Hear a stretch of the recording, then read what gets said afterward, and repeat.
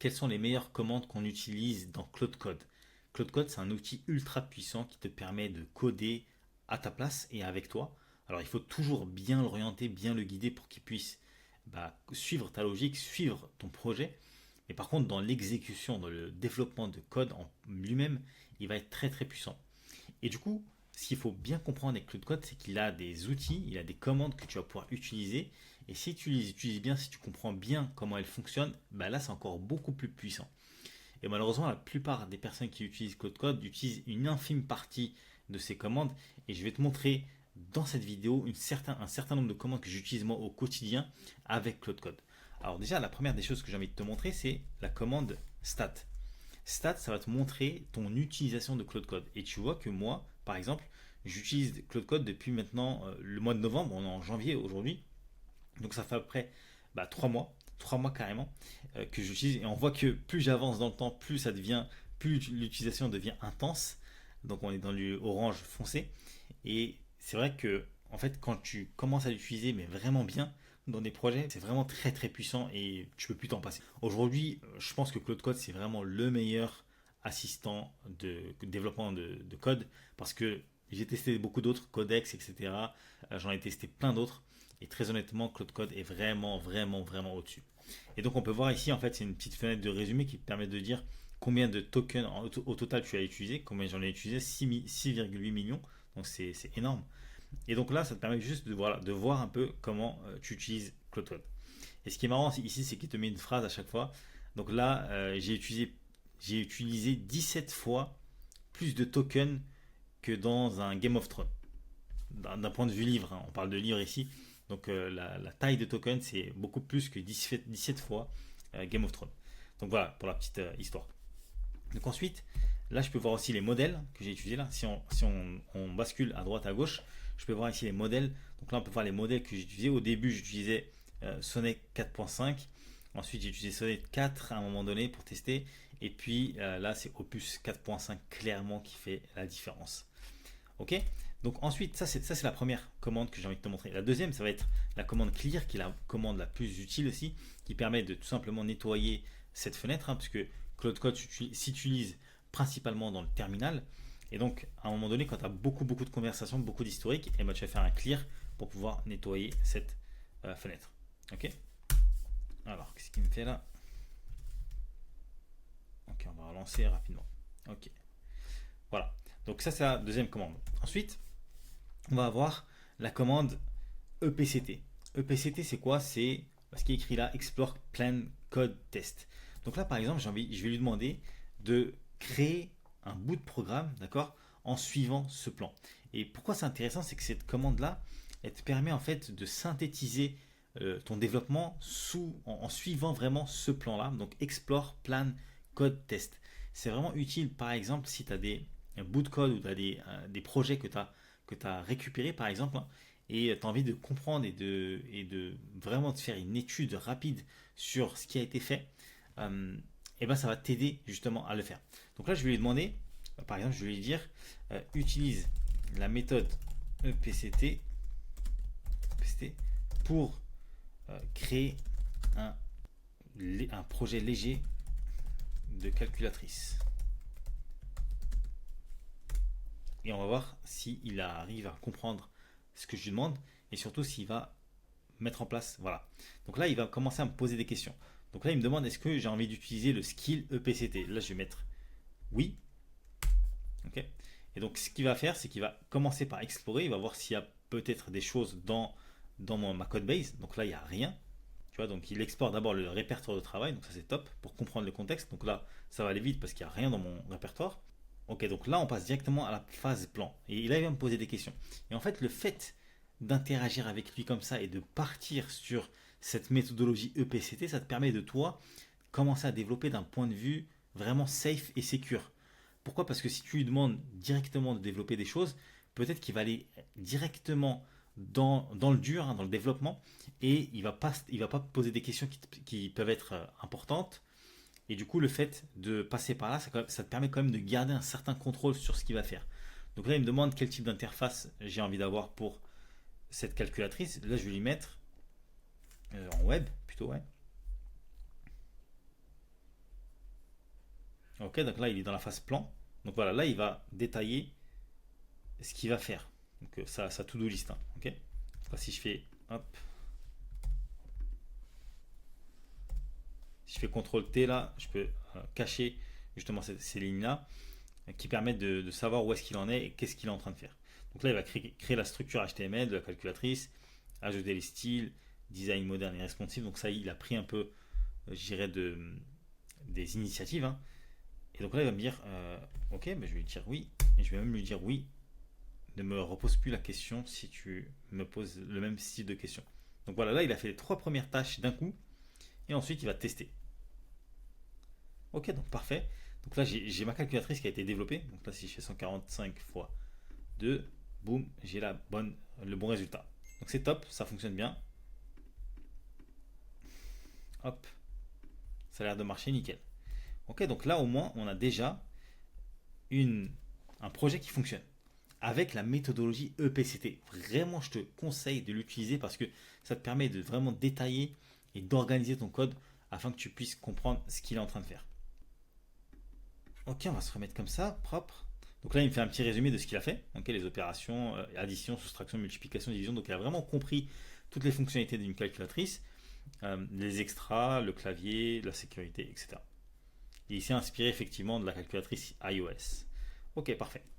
Donc ça, c'était cette commande EPCT. Ok. Je peux également utiliser la commande build qui permet de builder, c'est-à-dire de construire l'application, de voir s'il n'y a pas de bug, etc. Pour l'instant, je la présenterai dans un autre contexte parce que c'est là. Dans cette vidéo, c'est pas le but. Ok, il y a une autre commande qui est vraiment intéressante, c'est la commande agent. En fait, la commande agent, ça va te permettre de créer et de voir quels sont les agents que tu as à ta disposition. Un agent, c'est quoi? C'est tout simplement un agent, c'est quoi? C'est un utilitaire qui va te permettre de réaliser des tâches bien spécifiques. Par exemple, ici, je vais avoir l'agent Sniper, pardon. Je vais avoir l'agent Explore Codebase et l'agent Web Search. Ok. Donc, ça va me permettre de faire appel à ces agents-là pour pouvoir directement réaliser certaines fonctionnalités. Et là, je peux aussi en créer un nouveau. Je peux en créer un nouvel agent, par exemple. Je peux décider est-ce que c'est un agent spécifique à ce projet-là ou est-ce que c'est un agent qui est spécifique à mon compte Claude. Donc là, je peux très bien dire pour ce projet et je vais demander de le générer avec Claude. Et donc là, je vais lui définir qu'est-ce que je veux que fasse cet agent. Je vais lui dire cet agent this agent must test every functionalities of my code, par exemple. Okay, donc ça, c'est un agent qui va faire du test, qui va permettre de tester, de valider les fonctionnalités que j'ai développées dernièrement. Donc en gros, l'idée c'est dès lors que je développe une fonctionnalité, j'ai envie de la tester, bah, je peux faire appel à cet agent-là pour pouvoir réaliser les tests dessus directement.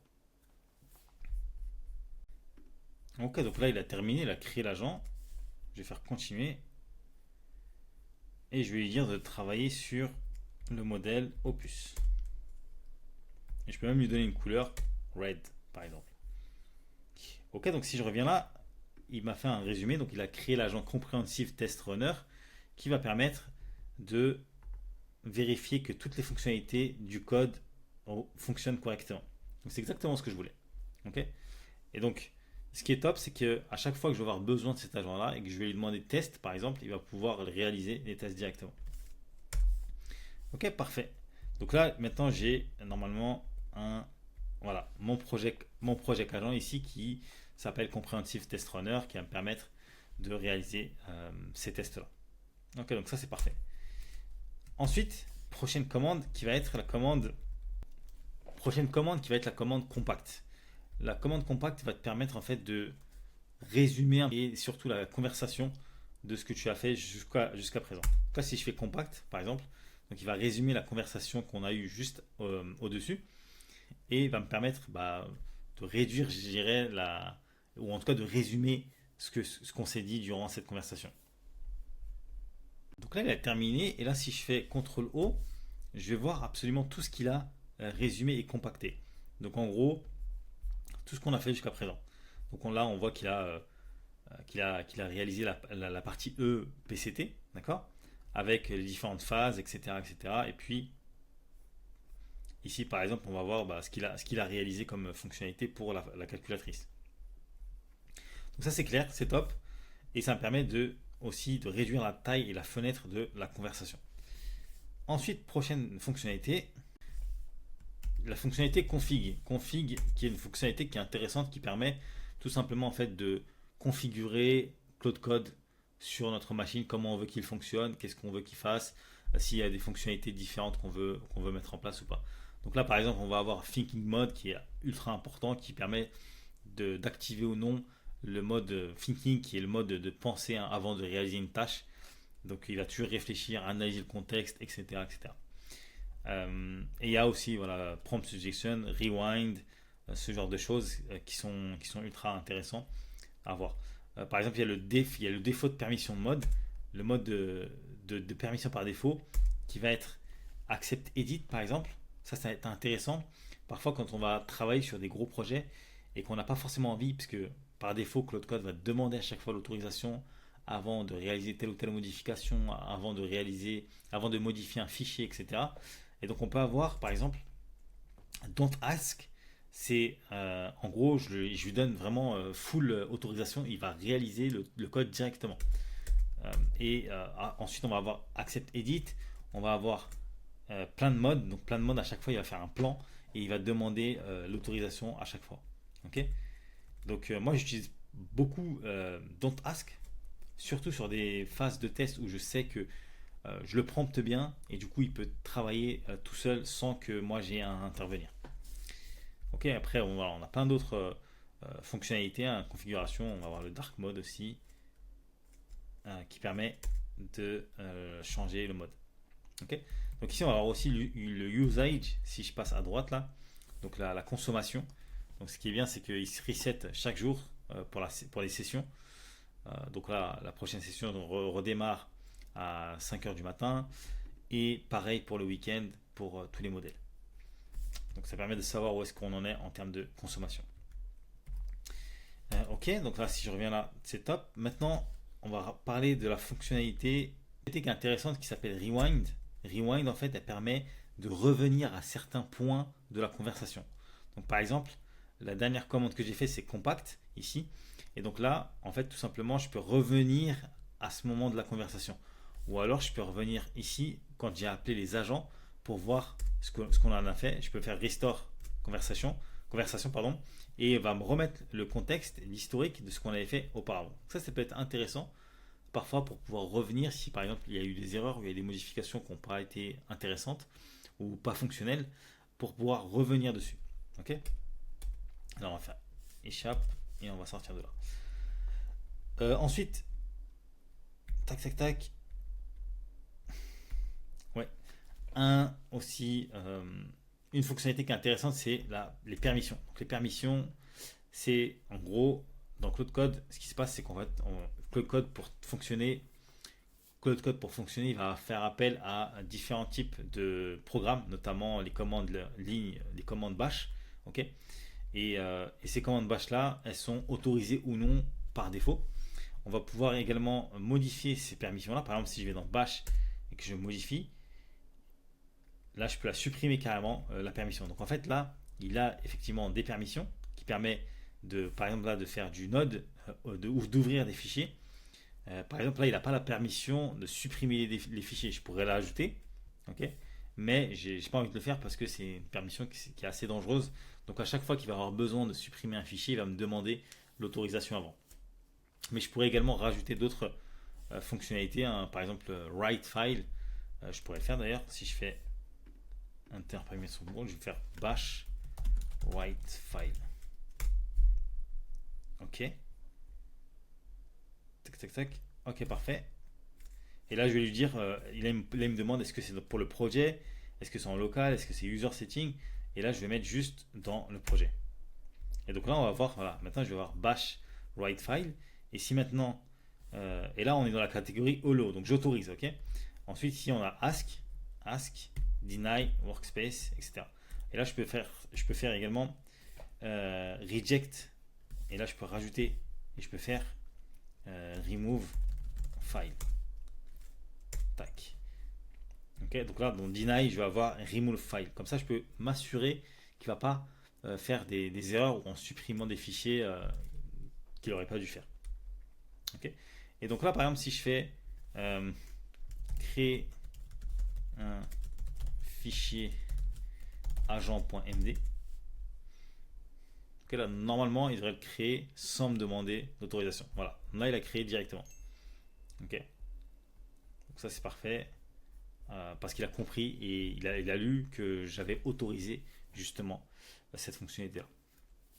La fonctionnalité la plus importante, je pense, de la vidéo, ça va être la suivante, qui s'appelle /init. En fait, le /init, qu'est-ce qu'il va faire? Il va créer un fichier qu'on appelle claude.md.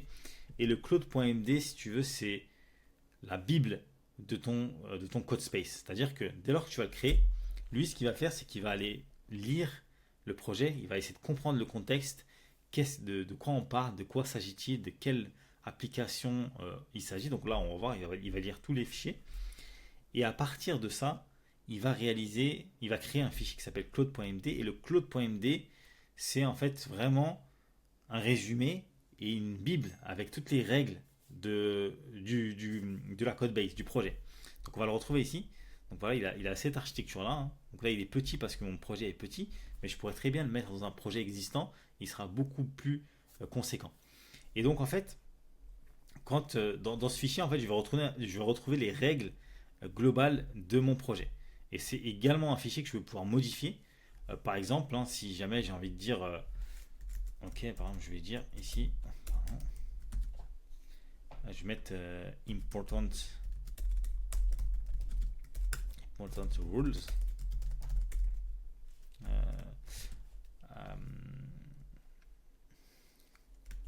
Each time you implement a new functionality, read at least 3 files to check if the logic is respected.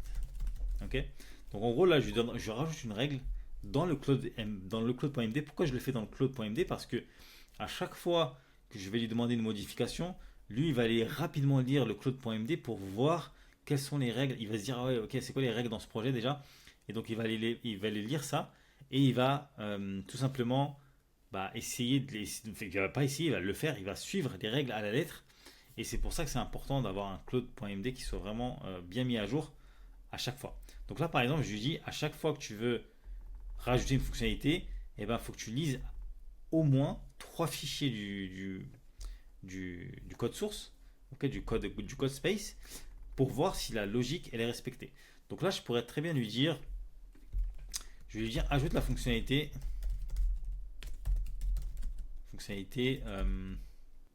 je vais mettre arrondi, la fonctionnalité arrondi dans notre calculatrice.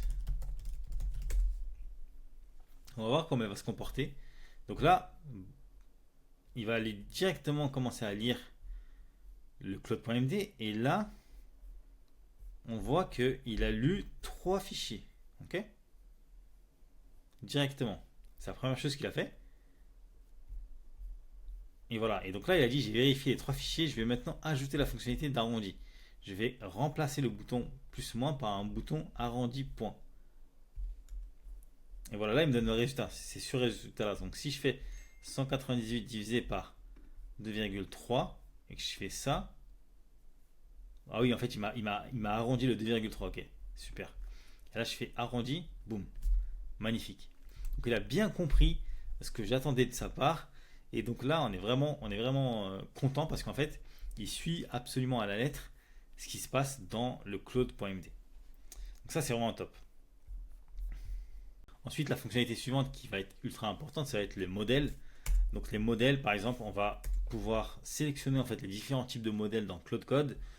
Donc moi, je vous conseille vraiment Opus 4.5 qui est vraiment le best de chez Best. Après les autres, ils sont bien, mais très honnêtement, il y a quand même un grand gap entre Sonnet et iQOO, n'en parlons même pas, par rapport à Opus 4.5. Ok, ça c'est les modèles et on va voir la fonctionnalité aussi mobile. Mobile, c'est super intéressant parce qu'en fait, ça permet de si jamais on a besoin de développer via son téléphone, de scanner le QR code et de retrouver directement la session. Donc ça, c'est vraiment, je trouve, assez cool. Ensuite, on va voir la commande MCP. Donc la commande MCP, c'est ce qui va me permettre de configurer des MCP serveurs, ok. Et en fait, c'est une fonctionnalité qui est ultra puissante parce qu'on connaît maintenant l'engouement des MCP serveurs. Et donc je vais déjà moi-même pouvoir développer mes propres MCP serveurs, mais je vais également pouvoir configurer des MCP serveurs qui existent sur le marché. Et ça va être vraiment très puissant. Par exemple, si jamais j'ai envie de configurer tout ce qui est Git, GitHub, et ben je vais pouvoir intégrer directement le serveur MCP de GitHub en me connectant dessus avec mes identifiants, etc.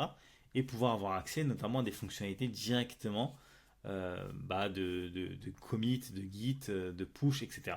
Okay. Donc là, par exemple, moi j'avais rajouté le MCP plugin context, qui lui permet juste je peux regarder les tools qu'il y a à l'intérieur. Donc voilà, lui, il va vérifier, ouais, c'est ça en fait, il va vérifier les différentes librairies que je vais utiliser par exemple dans une fonctionnalité et il va aller checker si ces librairies sont bien à jour. Il va aller vérifier les docs en temps réel. Donc là, je peux regarder voilà, ce qu'il fait dans Query Doc. Il va aller retrieve and query updated documentation and code example from context 7. Donc ça, c'est vraiment puissant parce qu'à chaque fois que je vais faire appel à ce MCP, eh ben, je vais aller lire les dernières versions des fonctionnalités des librairies que j'ai mis en place pour voir si on est bien synchronisé, pour voir s'il n'y a pas eu des changements, s'il n'y a pas eu des failles de sécurité entre temps, etc. Et donc ça me permet d'avoir une code base et des fonctionnalités qui sont toujours à jour. Donc ça, je le recommande vachement et moi, je l'utilise dans tous mes projets. Donc voilà pour ces outils, ces commandes dans Cloud Code. Il y en a énormément d'autres. Je ferai d'autres vidéos pour en parler plus en détail, peut-être m'attarder une vidéo par commande. Et, euh, et c'est vraiment puissant, c'est vraiment ultra puissant. Moi, je t'invite vraiment à l'utiliser. N'hésite pas à rejoindre la communauté, c'est le lien descriptif qui est juste en bas, où on est de plus en plus nombreux justement à s'entraider et aussi à trouver aussi des missions de job sur la partie intelligence artificielle et surtout développement d'applications. Donc je t'invite à nous rejoindre et je te dis à la prochaine dans une autre vidéo.